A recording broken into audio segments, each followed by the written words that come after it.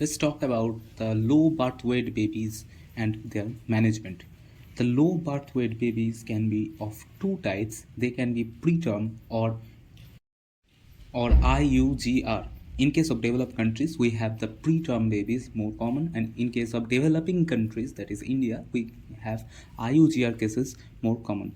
Okay, let's talk about the normal temperature. The normal temperature of the baby should be 36.5 to 37.5 degrees centigrade, and the temperature is measured in the dry axilla, and the thermometer is placed there for 3 minutes. Now we have the baby, and there is three types how the heat is lost. The major mechanism of heat loss is radiation, and the major site of heat loss is head. Next comes that hypothermia. So why hypothermia occurs for the babies? The first thing is that a big head surface. The second one is posture of preterm babies, that is they extend, their body is not flexed, their bodies extend. Then low brown fat content is less, and skin is more permeable. Now heat production can occur by physical activity or sympathetic surge by brown fat. What is this brown fat actually? Let's talk about this. So we have white fat tissues, that is adipose tissues. In the adipose tissues, if we make the picture, the adipose tissue, that is the normal fat or white fat, it has a large vacuole, whereas the brown fat has very small vacuoles and numerous mitochondria. These mitochondria actually give it the brown color. There is vascularity is high, that means many vessels are present in the brown fat, and nerves are also very present in the brown fats. They are sympathetic nerves. Now brown fat is found in the groin, nape and scapula region. Nape region is the most common part, and it helps in non-shivering thermogenesis. That means in cold the baby got stressed and sympathetic hormones like noradrenaline are released. Then what it does, that normal fat oxidation couples with phosphorylation, but this noradrenaline actually prevents this phosphorylation part and helps to make heat from the oxidation. So beta oxidation of fatty acids makes heat in case of brown fat.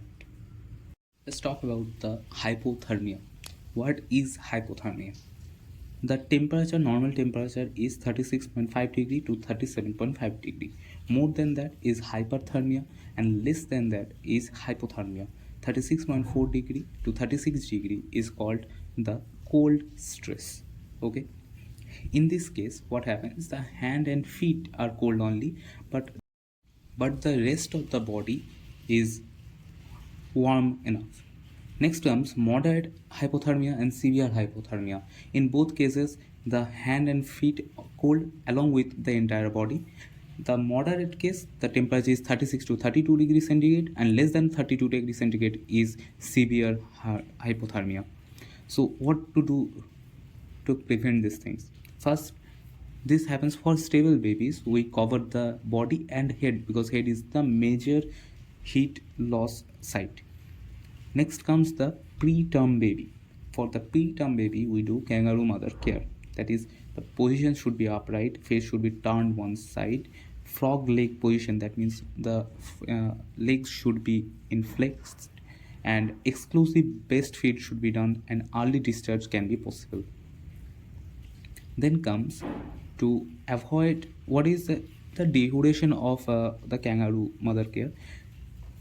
The one thing we should avoid is that is short duration, that means 1 hour per 1 hour session. Okay, we should do it as long as we can. Stop kangaroo mother care when the term gestation happens or the weight of the baby becomes more than 2.5 kgs. Now in case of hemodynamically unstable babies, we place them in the ICU. In the ICU, they are inside the incubator or and under the radiant warmer. The radiant warmer warms the baby through radiation, and incubator warms the baby through convection, that means airflow.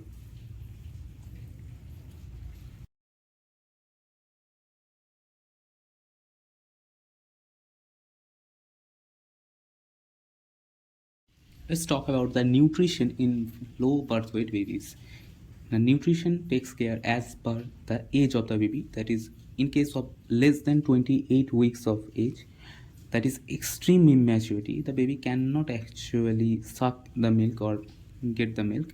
That's why total parental nutrition is given. We give IV fluids, that is, in the first 48 hours 10% dextrose, and after that isolate P. The IV fluids in the day 1 is given the amount of 60 to 80 milliliter per kg per 24 hour, and we increase it by 10 to 20 milliliter per kg up to the point we reach 150 milliliter per kg per 24 hour.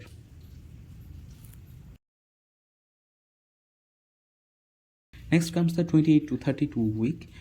Here also baby cannot suck properly because the suckling burst happens. That's why we give express based milk by nasogastric tube or orogastric tube. Now, what should be the length of the tube?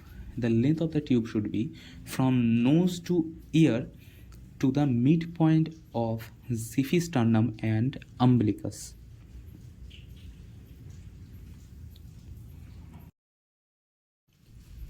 Next comes 32 to 34 weeks.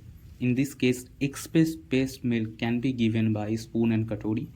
Coordination is good, that is suck, swallow and breathe coordination. It is good enough, so we can provide it.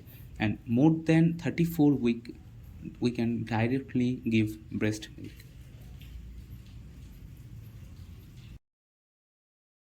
Let's talk about the nutritional supplements. All babies should be given vitamin D supplements, that is 400 international unit per day oral for up to the age of 1 year. If the baby's weight is 1.5 to 2.5 kgs, vitamin D plus iron is given in 2 mg per kg per day from 6 to 8 weeks to up to 1 year. And in very low birth weight babies, that is under 1 kg weight, we give iron with human milk fortifier HMF till the baby reach 40 weeks of gestation.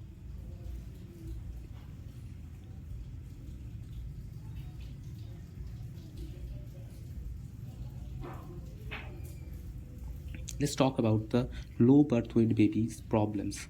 They have a higher risk of birth asphyxia, higher risk of hypothermia, lower resources, so hypoglycemia can be happen.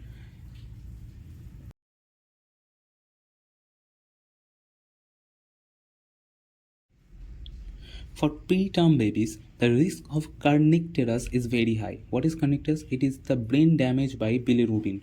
Why? Because blood-brain barrier is more permeable in these preterm babies.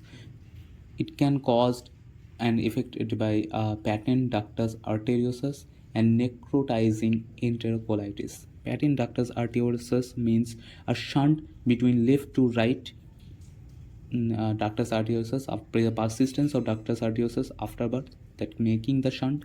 And necrotizing enterocolitis means a serious GI emergency in neonates involving interstitial necrosis and inflammation.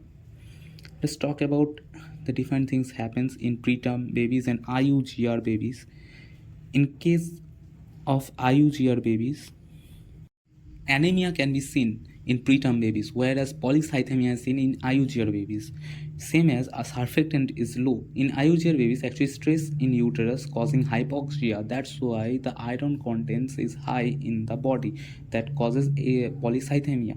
Whereas in the stress causes motilin formation that increases the peristalsis that can cause MAS, that is meconium aspiration syndrome. It is the respiratory distress in newborn baby caused by the inhalation of meconium stained amniotic fluid before or during the birth. It causes the respiratory distress like tachypnea, grunting, nasal flaring, cyanosis, barrel shaped chest, everything can happen. Now let's talk about the preterm low birth weight problem. Immature organ system can happen. That means intraventricular hemorrhage can occur under the age of 34 weeks. Apnea risk is more for the premature babies. What means apnea? Apnea means not breathing for 20 seconds or breathing with bradycardia, that means low heart rate, or breathing with cyanosis. The drug of choice is caffeine citrate. Also, the preterm low birth weight babies have an increased risk of sensory neuron hearing loss.